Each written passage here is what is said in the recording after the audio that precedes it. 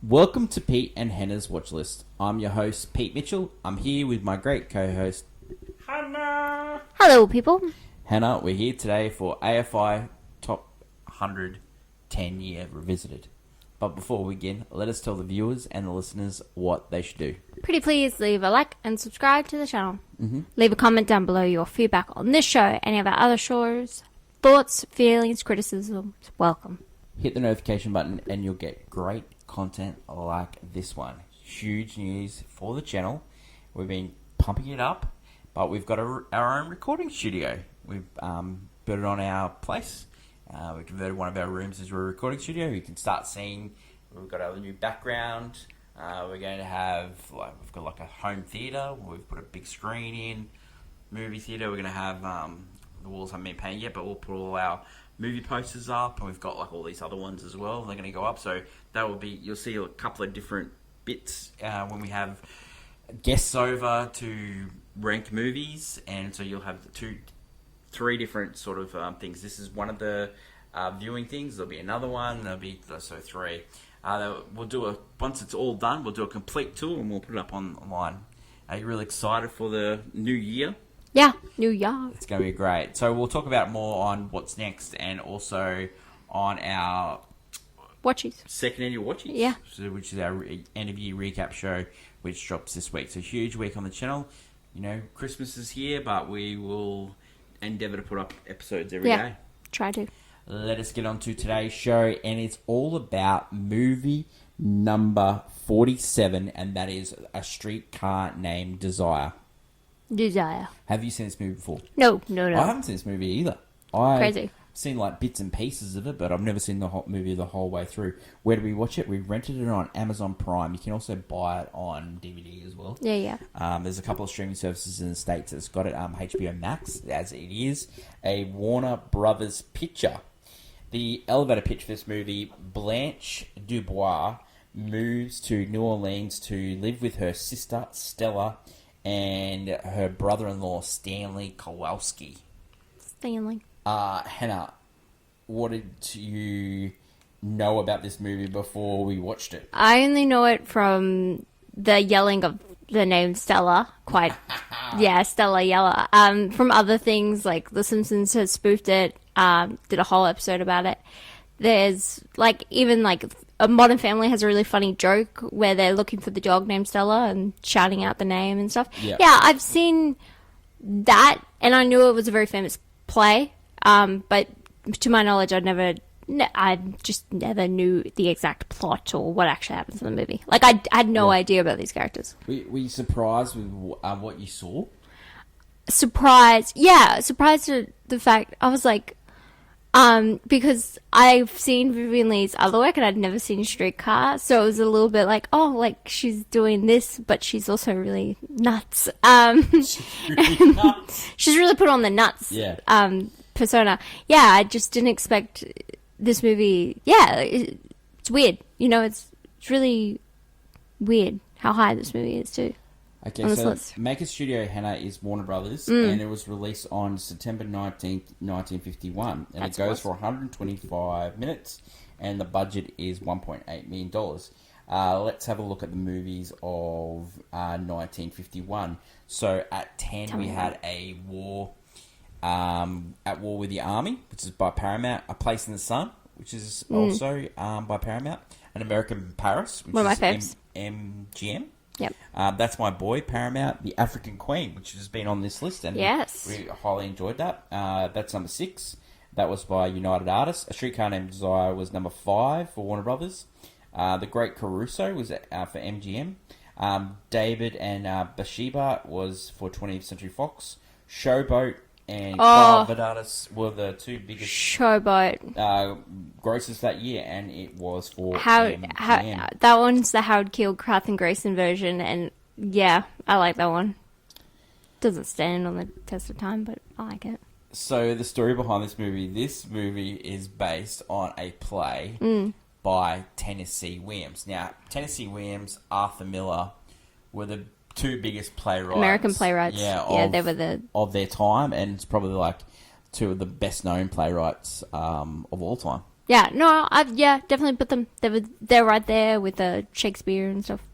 The Broadway stage production of Streetcar Named Desire was directed by Elia Kazan and produced by Aaron Mayer Selzniak. It opened in Ethel Barrymore Theatre on December 3rd, 1947, and ran for 855 performances.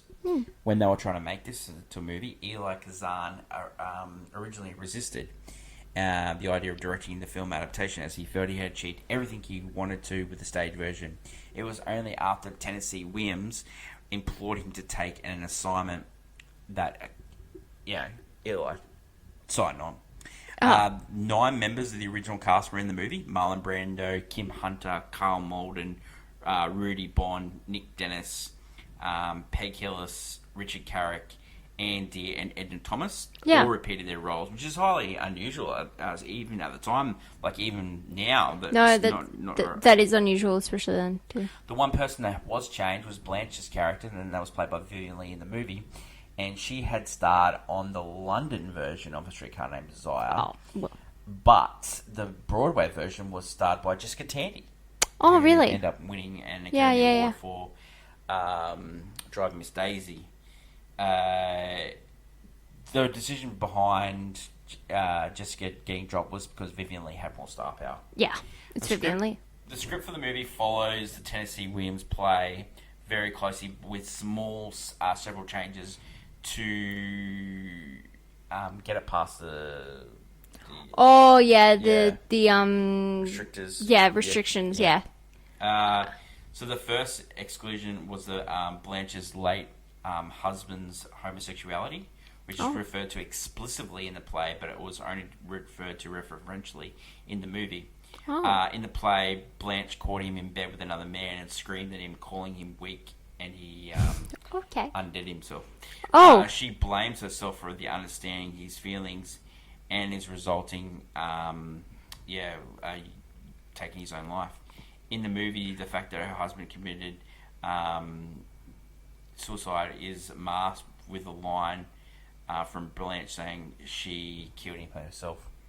Yes, she did. Yes, say that. The second large difference is the sexual assault scene.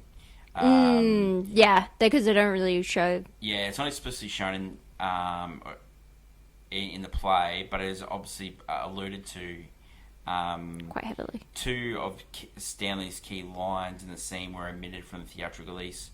Tiger, drop that bottle top, which has been since added back into the movie, and the version we saw actually was that one. Yeah. After which, Stanley grabs Blanche and hauls her off to bed. Both these changes were made for censorship reasons, but they have changed the story in some ways, just so because Hollywood just likes an ending where someone gets her own. Yeah, I know, of course. The reason why she left him was the punishment of the rape, which was demanded by the Hollywood moral code. Yeah, of course.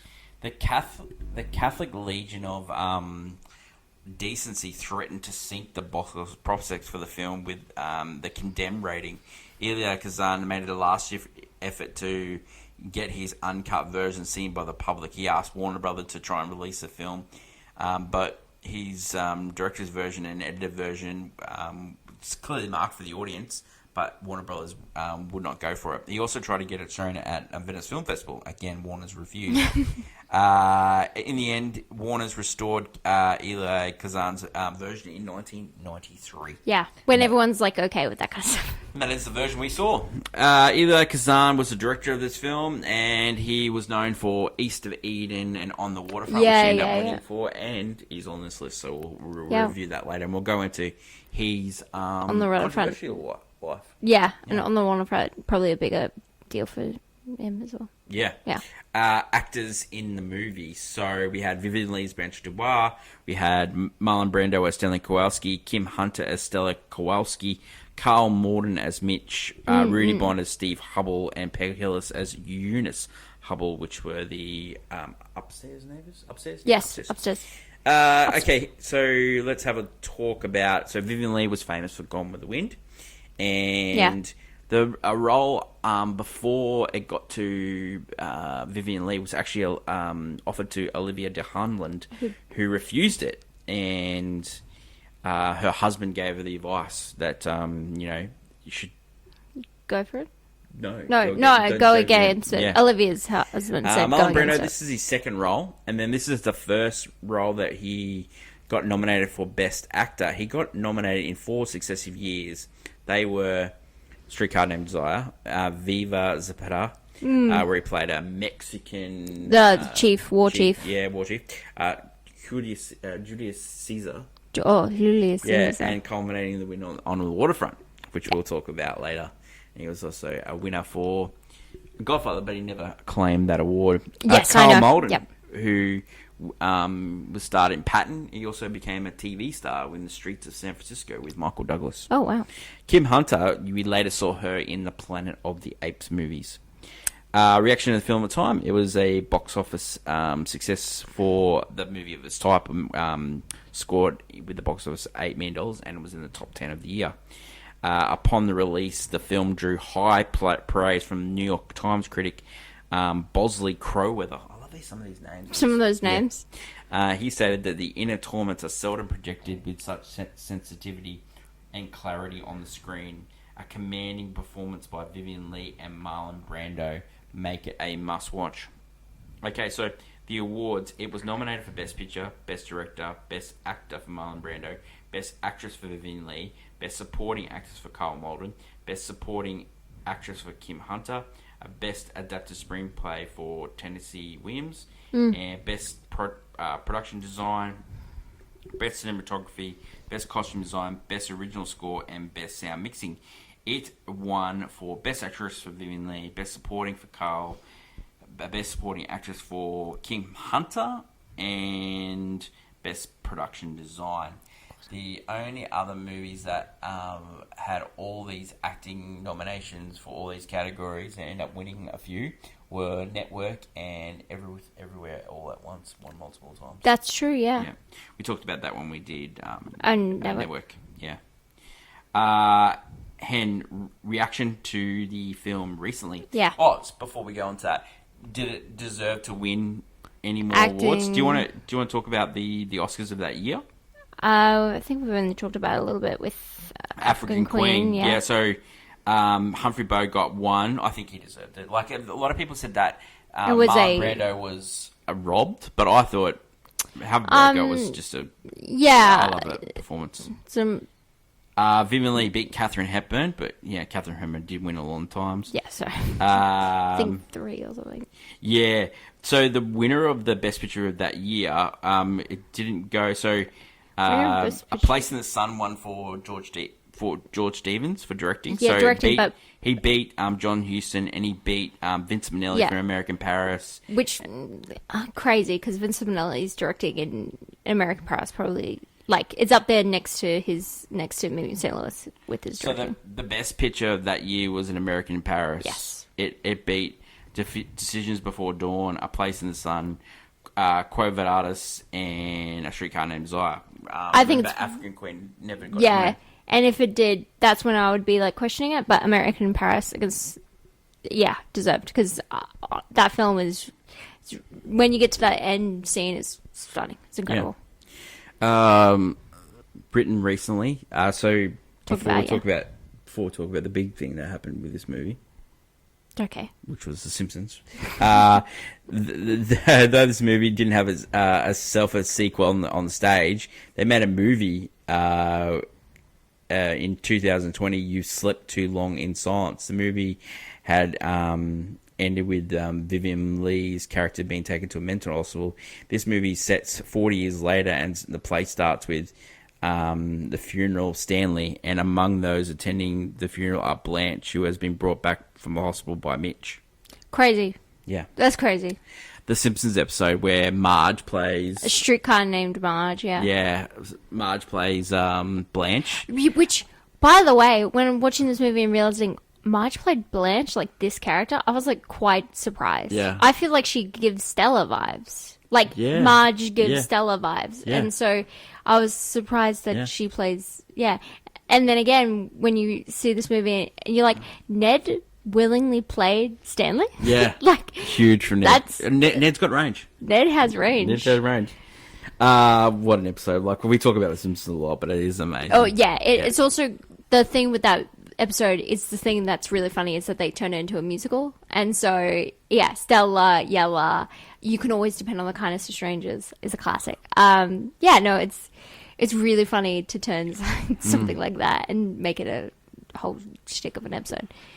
And which is funny because the episode also deals with the fact Marge's relationship with Homer is she's struggling with him, and that's very similar to what happens in the play. Is a struggling marriage is happening as well. The multiple things that Simpsons like portray is just unbelievable. Yeah, like we'll go on. There's still more movies, and again, The Simpsons has done that. Yeah, it's brought it up so many times on AFI Top 100. I think. But this one in particular is a very strong one because that episode, yep. It's probably up there with my favorite Marge episode because Marge is it's a character whose episodes are a little bit give or take. But yeah, she's fantastic in the episode. That episode, she's heat.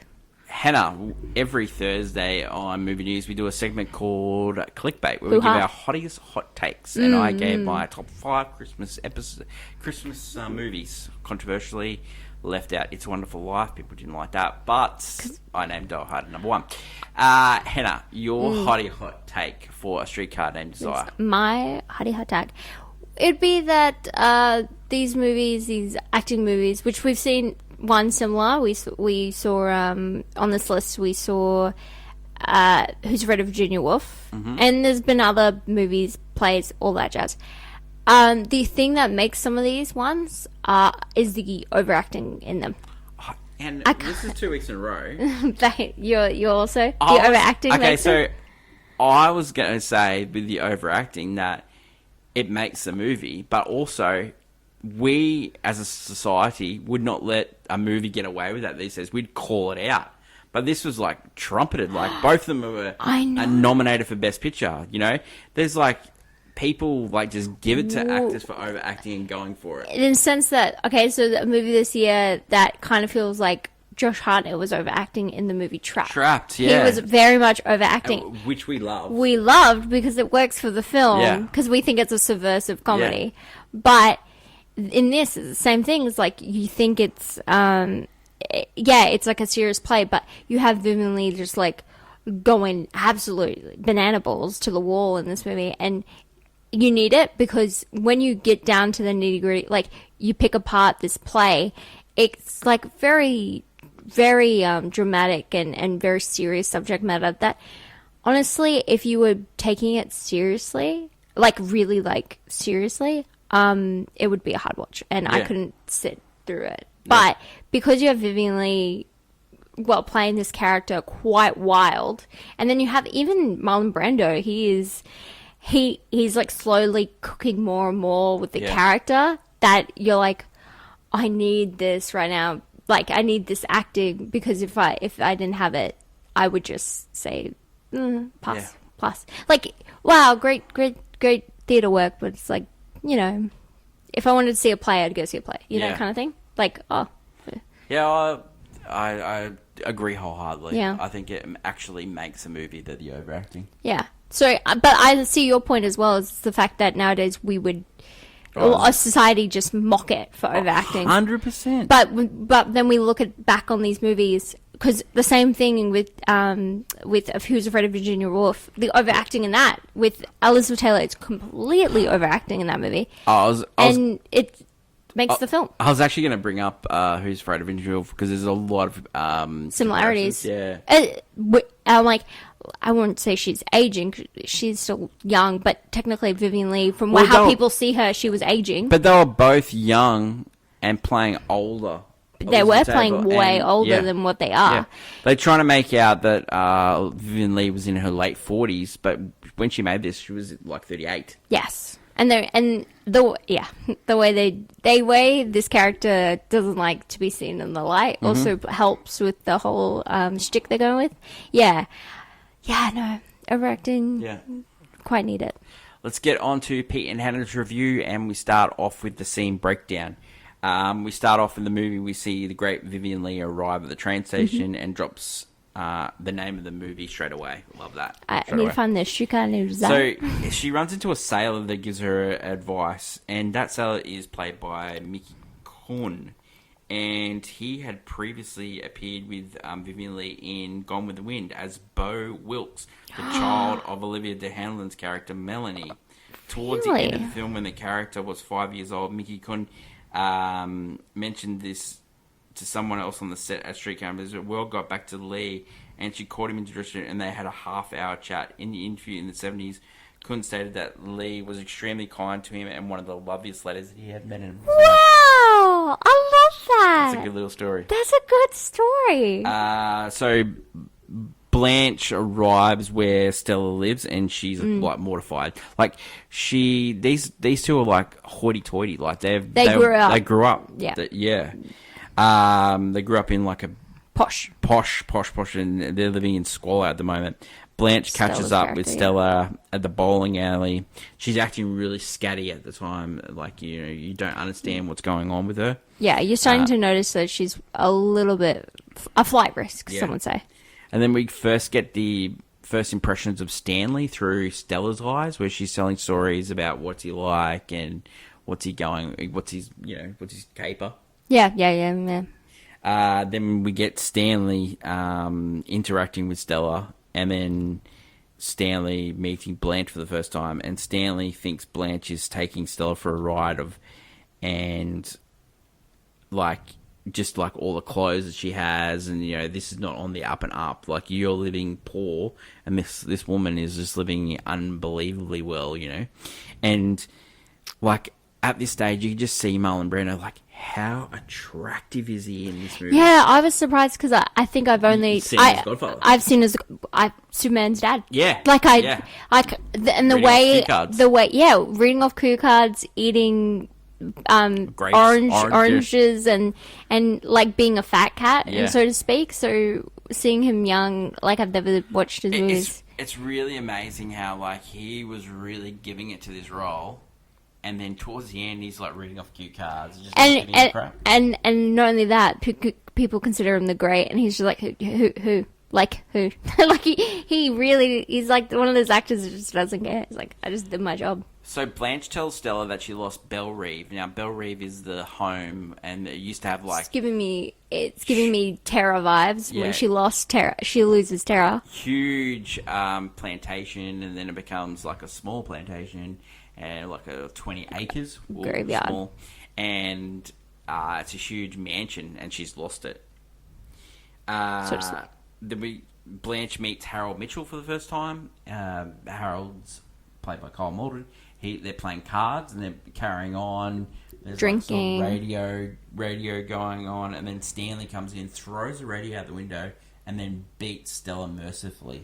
Oh, horribly! Yeah, we get Stella going upstairs, getting protected, and then we get Stanley down in the rain, yelling after he's beaten up all his mates, and yelling, "Hey, Stella!" Stella! It's actually crazy how iconic this scene is. I thought it'd be later in the movie. It happens, and you're like, wow. And the way that in the next scene she goes back downstairs, and he's like all soft. Yeah. And she's like. Oh, and the one line that he says to Stella is, "Never leave me, Stella. Never leave." Never leave me. And the same with the fact that she says when she goes upstairs, she's like she always says it's done. It's not like but she goes back down. Yeah. She knows like he's calmed down. I'll go back down and talk to him. So we're seeing the ups and downs of Blanche at this stage, and she, played by Vivian Leigh, didn't know at the time that she suffered bipolar disorder in real life and had difficulties distinguishing her life from the fact of Blanche Dubois. Oh. So she had clashes with many of the cast members. You can see this because she was the outsider, and it really worked because Blanche was the outsider. So beside her being the only male cast member. This was similar to, we talked about it, was it Platoon? Yeah. Yeah. Similar thing. Lee was a classically trained actor, but everyone else of the actors there, they all because they came from the Stanislavski method, which is like the method acting, which Yeah. became really popular after this movie because of Marlon Brando. Even so, Lee was determined to make a good picture, and she created a good performance. She reportedly could not wait to get to set every day. She was the last actor to leave at the end of the day. She was really good. Vivian Lee said filming them was one of the... just made her condition worse. Yeah, of course. And playing Blanche, she quoted, it tipped me over to madness. And you see that as the movie goes, you're seeing her slowly tip into madness, and Stanley's pushing her to the edge, pushing her to the edge, pushing her to the edge. Yeah. You can also see in this movie that it's sort of like that you see a couple of different rooms, right? And you're seeing downstairs and you're seeing upstairs, and then slowly in the movie it becomes just Stella's room and it becomes Blanche's room, and that's it, and that's all you're seeing, and it's just the claustrophobic nature of that little apartment. It starts to get smaller in the movie. You start to see less landscape. Yeah, it does feel like that. So like they're having dinner, and then like Stanley's carrying on again, like it's only been a day, but Stanley's carrying on again. And then Blanche asks him, what star sign were you born under, you know? Oh, I know. She's just asking. And I also love the way that Blanche goes to Stella. Like, why did you, like, go back to him? Yeah. And she goes, well, when he's like that, he becomes like a little lamb again. And I kind of get a thrill when he starts throwing stuff. Yeah. And it's like, okay, I understand. You're like, she's like, oh, she likes that nature, but then hates when it gets out of hand. It's an abusive cycle. So Blanche goes on a date with Harold. Now, Harold is sort of like that, sort of like mummy's boy sort of type guy. He's like a war friend of Stanley. He, like, on the first date, asked Blanche to marry him. Like, that's what type of guy he was. He was kind of sweet, and she's not. But she's also lying to him as well on the stage. Yeah. Because she's the character is older, and so she's trying to pretend she's younger. And they always go out in the dark. They don't go out in the daylight. And go to places where there's low lighting. Yep. And so it's quite odd that she's doing this, and it's just one of her quirks, I guess. So Stanley tells Harold about Blanche's past, and then they get into a huge fight at work. And then Stanley tells Stella that you know Harold was going to break up with her. Stanley and Stella have a fight again and put Stella into hospital, and she's going to give birth to their baby. Harold Mitchell comes to see Stella and then confronts her about, you know, what Stanley told him. Yeah. And then it ends in, like, where Stella's, like, yelling at the top of her lungs, I like the dark, I don't want realism, I want magic. I want magic, yeah, I love that. I'm a big tarantula, a big spider, and where I took my victims. Yeah, she was just throwing so much heat in this scene. I think some of my favorite moments of this movie was just her doing Get out before I start screaming. Stanley comes home and things escalate really quickly, and we get the tiger on top sort of thing. And it's not only that; it's just like a scene where he absolutely dresses her down and just chipping away at her because he just doesn't like her. He just doesn't want her there. Yeah. He thinks that her coming has affected Stella. Has affected Stella in some way. He keeps bringing up with like the Napoleonic Code, where you. Yeah, whatever your family does comes back to you. Comes back to me. Yeah, and I deserve money. You know, like it's me. Not only that, the way he talks about, you know, as soon as she's gone, it's going back to the way it was. Yeah. You know, and he's obviously just, in a weird way, threatened by Blanche's appearance, but Blanche herself is a way of showing Stella, you know, because I think Stella is maybe quite meek, but when Blanche is there, she's trying to be a little bit tough, and it's definitely causing a rift in what was placated their perfect marriage. So we have the sexual assault. Stella comes home. Blanche tells her, and Stella's response is to send her away, getting her into a mental hospital. And then as they come, the mental hospital people come to pick her up, Harold attacks Stanley and saying, "You did this to her. You pushed her over the edge. This is what you did." Yeah, and then it finally Stella's like clicks to her, like, "Look what you've done to my sister." Like she wasn't right at the start, but you made it way. She was over the edge. You kicked her off the edge. She was over the bucket. Yeah. She was just. And so she says to Stanley, "Never touch me again. Don't ever do this." And then he starts saying, "Never leave me, never leave me, never leave me." And then we get the great line from Vivian Leigh. Always depend on the kindness of strangers. Reasons to see A Streetcar Named Desire. Vivian Leigh's performance and Brando's performance. Yep. That's their. Yeah. There are a lot of movies on this list that I hear, I think, just for the acting, and this is one of them, and their performances. Some of the stories, like, from the set here, like, you get... Because Vivian Leigh was married to Sir Laurence Olivier, and they would go to dinner with Brando. Kim Hunter would go to, like double date sort of thing. And you would get, like, Brando just... all over Olivier, just like hearing stories and stuff like that. I mean, who wouldn't be? It's like just amazing. Reasons not to see this. It is tough subject matter. Tough subject matter. Also, it's just no characters you really like in this movie. Yeah, and it's you're not rooting for anyone. No, and it's a story where you're kind of just going to the next scene.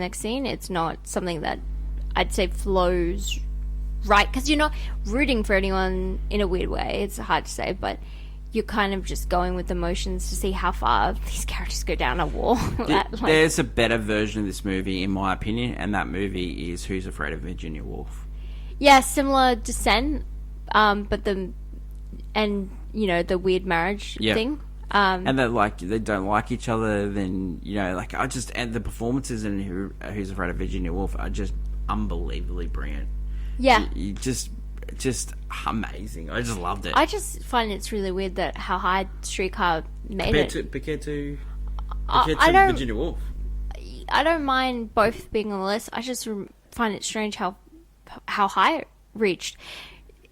These performances are great, and I get the whole Tennessee Williams deserving, because he's like, it's Americana. Like, that's pure Americana. Streetcar Named Desire is like, it's broken down not just by the movie, but the play itself and his writing. But on the original list, Who's Afraid of Virginia Woolf wasn't even on it.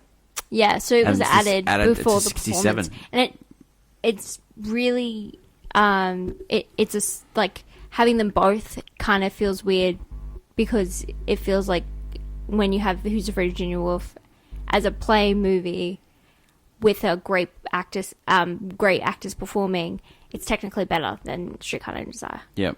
But Streetcar Named Desire is probably a lot more famous, weirdly enough. Yeah, it is. So, and I think it does help with the Simpsons sort of...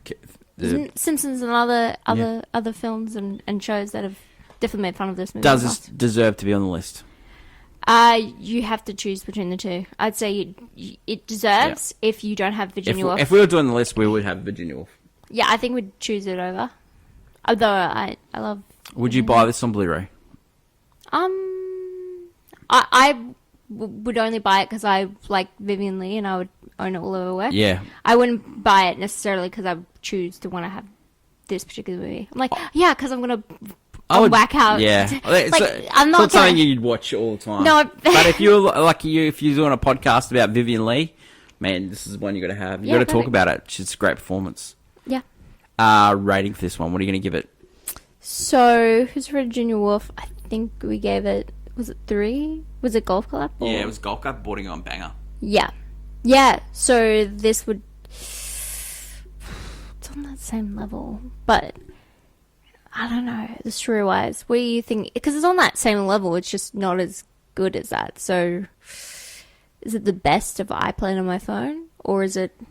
Well, we ranked it high. Yes, because it was high. It was a high 3. Yeah.